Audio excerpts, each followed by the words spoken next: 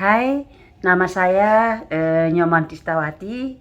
Saya orang Bali dan saya berlatar belakang Hindu. Dan saya mau bersaksi bagaimana awal saya mengenal Tuhan Yesus. Saya berasal dari Bali dan keluarga saya juga semua Hindu.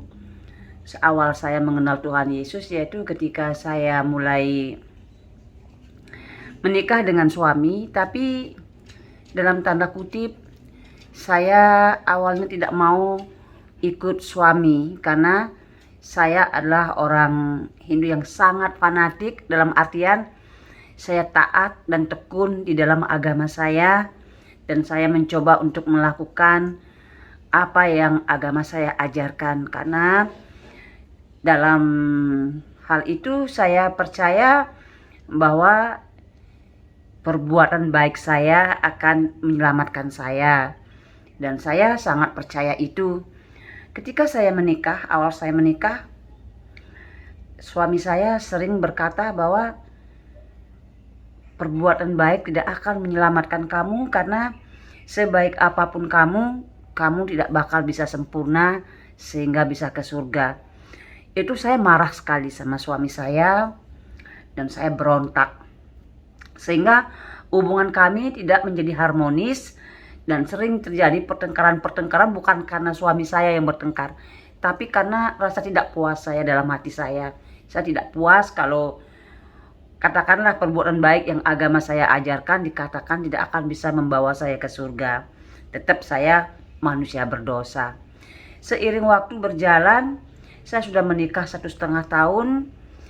Saya belum dikaruniakan anak, belum hamil, sehingga pada momen itu Allah mulai Natal, dan waktu itu saya punya pembantu di rumah yang kerja untuk saya. Dan waktu itu pembantu saya berkata, "Kak, ini gimana kak? Hindu kagak, Kristen juga bukan, terus mau kemana? Yuk kita ke gereja yuk," katanya. Wah, saya marah, "Lo ngapain ke gereja?" saya bilang. Terus, "Iyalah, coba-coba aja, paling enggak kelihatanlah ikut suami," katanya. Setelah pertimbangan matang, pikir-pikir banyak, akhirnya ya udahlah cuman ke gereja. Akhirnya kami memutuskan, saya sama pembantu saya ke gereja. Tapi di gereja saya bilang sama kadek namanya, "Jangan duduk di dalam ya, nanti dosa. Biarlah kita ke gereja, tapi kita tidak begitu ikut, cuman sekedar aja orang lihat bahwa saya menikah dengan Kristen dan saya ke gereja." Singkat cerita, saya duduk di belakang sekali waktu itu. Begitu ibadah mulai, saya nggak mengerti apa, tapi pada waktu itu saya bisa berdoa. Awal saya berdoa, tapi lucunya saya berdoa, saya bilang ke Tuhan Yesus waktu itu yang saya belum percaya kan. Saya bilang, "Oke Yesus, kalau memang Engkau Tuhan, bikin aku hamil," gitu kan. Setelah itu pulang, 2 bulan kemudian saya positif hamil. Dan tentu saya tidak mungkin percaya bahwa kehamilan saya itu karena doa saya. Saya begitu lewat, akhirnya saya hamil. Seiring waktu berjalan, saya punya usaha online waktu itu, punya reservation online. Nah itu karyawan saya itu dari Karangasem, dari Bali juga, saya punya satu. Tiba-tiba kakaknya dia kecelakaan nih. Kecelakaan dan itu parah banget. Kecelakaan parah banget di rumah sakit Sanglah. Katanya 3 dokter katanya mengatakan tidak bisa ketolong nih, karena kecuali mujizat Tuhan katanya. Tapi saya tidak mengerti kenapa jam 11 malam karyawan saya ini telepon saya, katanya, Ibu Tista, tolong doakan saya di gereja," katanya. Waktu itu pas hari Sabtu kan, loh kok bisa di gereja ya, padahal dia tahu saya itu bukan orang Kristen. Tapi karena untuk menghargai dia, karena lagi dia sedih gimana, saya ya udah sama kadek saya pergi, "Ya udah deh, kita ke gereja, tapi ingat ya, jangan masuk ke dalam. Kita tinggal di luar aja, duduk di luar aja." Saya ke gereja, tapi pas di gereja saya biasa, saya berkata, "Oke Yesus," saya tantang Yesus itu kan. "Oke Yesus, kalau memang Engkau Tuhan, tuh ada orang di rumah sakit Sanglah sekarat, tidak bisa selamat kecuali karena mujizat Tuhan. Tapi kalau Engkau Tuhan, kau bisa kan menghidupkan dia. Terus saya habis berdoa gitu, ya udah saya pulang ke rumah.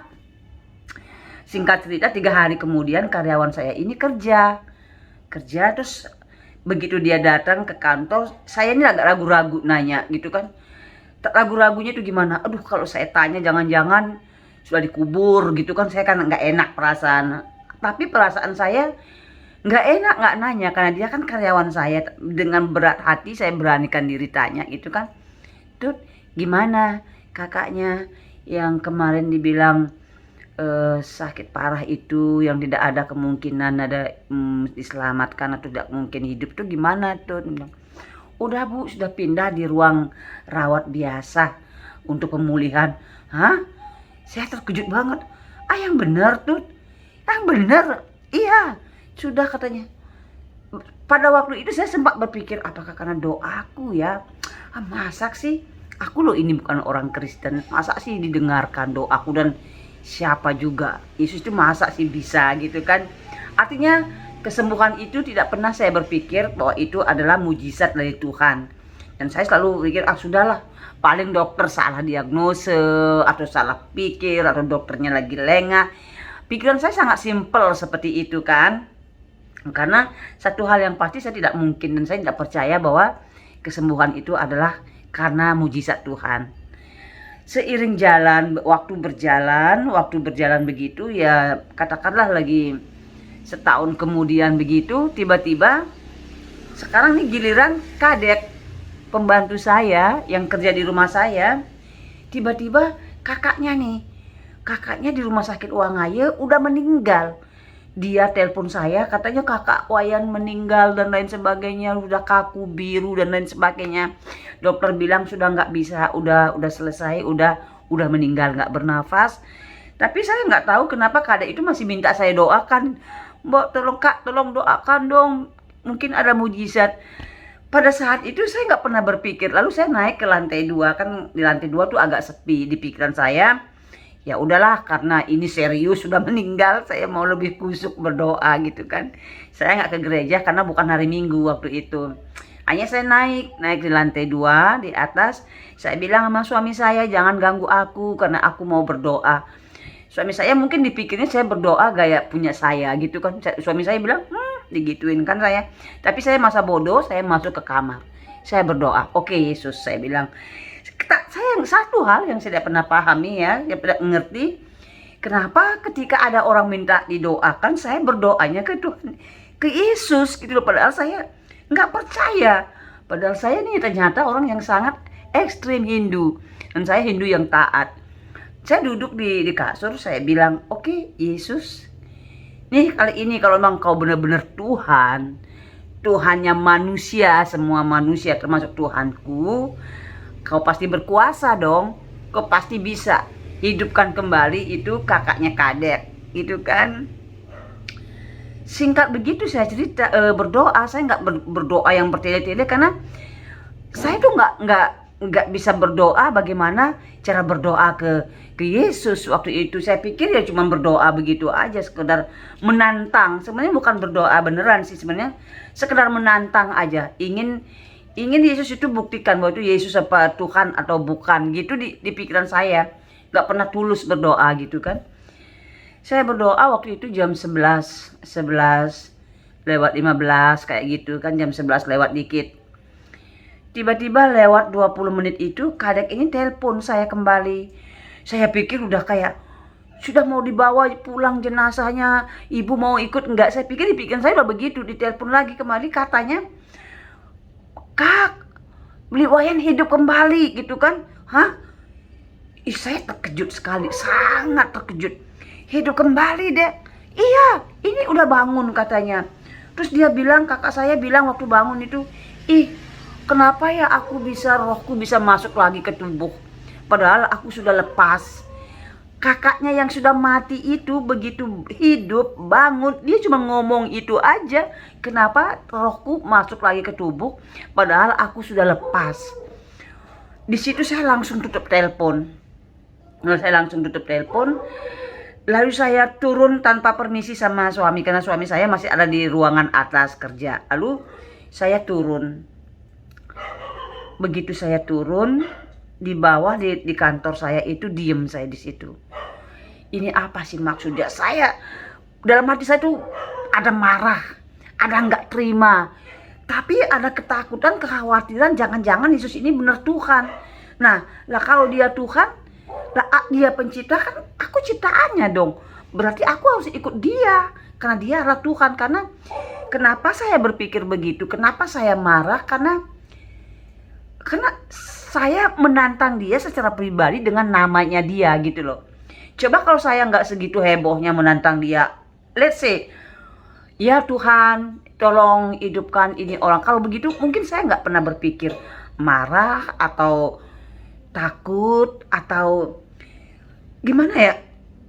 Hati saya itu kayak, lah dia loh, aku tantang dia sendiri. Kalau memang dia Tuhan, hidupkan, dan dia hidup.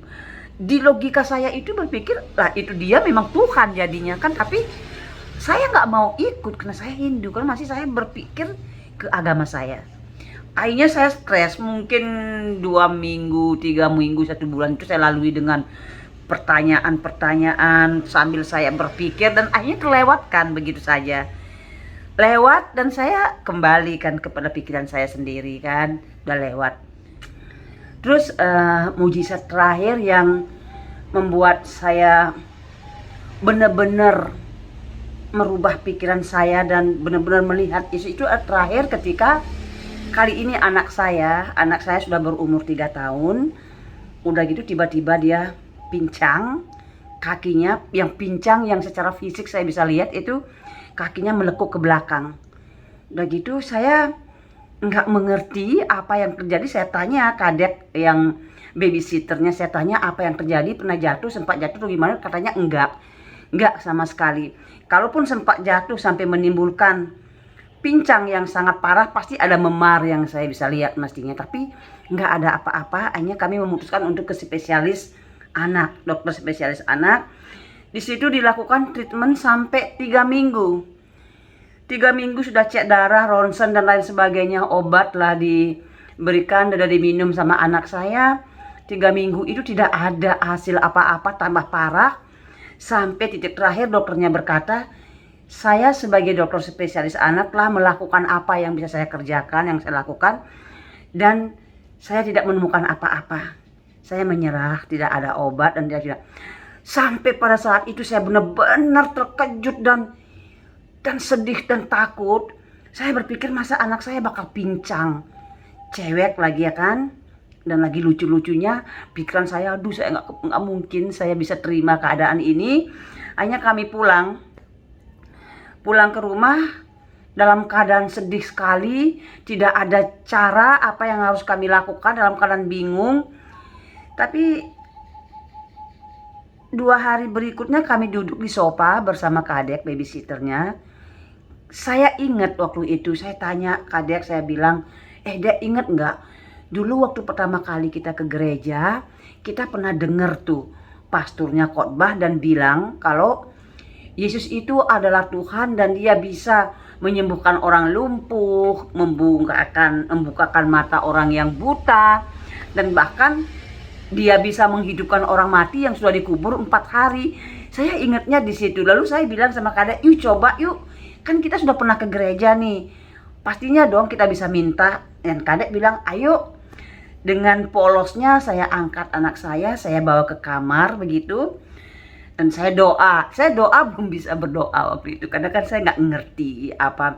Dan saya belum tahu apa Yesus itu Tuhan. Dan saya belum mengerti apa itu kekristenan. Saya nggak punya teman.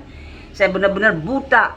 Tapi satu hal saya percaya, saya dudukkan Sarah, tidurkan, maksudnya saya dudukkan Sarah, dan saya berkata saat itu dengan doa yang berbeda, tidak lagi dengan menantang dengan gagahnya, tapi saya berkata, oke Yesus, kalau memang Engkau Tuhan bagi semua orang, aku minta tolong kali ini sembuhkan anakku, aku sudah tidak berdaya. Dan selesai, itu aja doa saya tumpang tangan saya sama pembantu saya, sama kadek itu kan, saya tumpang tangan. Ini saya tinggalkan Sarah tidur, anak saya. Esoknya jam 9 pagi, kadek tuh teriak ke saya lagi di kantor. Kak, Sarah tuh jalan normal. Saya kan nggak percaya. Saya bilang sama Kadek, jangan gitu dipakai guyonan, bercanda. Kita loh ini hampir 3 minggu udah stres. Enggak, bener Kak, Sarah jalan normal. Oke, kalau Sarah sudah normal, suruh dia cari saya ke sini. Saya lihat Sarah, anak saya itu jalan normal, sembuh tanpa obat. Di situ saya berkata, saya nggak berkata, ore anak saya sembuh, enggak. Saya tidak berkata seperti itu. Saya langsung lempar pulpen saya. Saya tidak peluk Sarah, saya tidak peluk anak saya waktu itu. Saya biarkan dia ada di lantai atas sedikit begitu, saya turun, saya berlutut di situ, saya berkata, oke Yesus Tuhanku, ampuni aku orang berdosa. Jadi itulah turning point saya, titik balik saya bisa melihat dan mulai bisa percaya kalau Yesus itu adalah Tuhan. Mulai dari situ saya mulai berjalan, ada kerinduan, saya mulai ke gereja, sekali-sekali saya ke gereja. Tapi belum ada kerinduan untuk baca firman, baca Alkitab belum. Tetapi pada saat itu mujizat demi mujizat, saya kebanjiran, kehujanan mujizat yang Tuhan kerjakan di dalam sehari-hari saya sebagai orang yang sangat tidak mengerti kekristenan. Tetapi saya doa seperti ini, Tuhan kasih jawaban benar. Dari situ saya mulai bertumbuh, akhirnya saya mulai ikut seminar kemana-mana. Sampai akhirnya suami saya kewalahan. Suami saya bilang, udah Tista bikin tenda aja sekalian di gereja. Saya pikir itu akhir hidup saya, maksudnya akhir perjalanan saya, turning point saya, bagaimana saya bisa percaya dan menerima Yesus sebagai Tuhan dan Juru Selamat saya. Kiranya kesaksian saya ini Tuhan memberkati dan boleh menjadi berkat bagi siapapun yang mendengar kesaksian saya. Saya berkesaksian ini bukan karena saya merasa hebat atau merasa saya berkesaksian ini hanya satu tujuan saya. Kiranya siapapun yang mendengar kesaksian saya boleh diberkati oleh Tuhan dan bisa melihat Yesus sebagai Tuhan dan Juru Selamat. Sekian, Tuhan Yesus memberkati. Amin.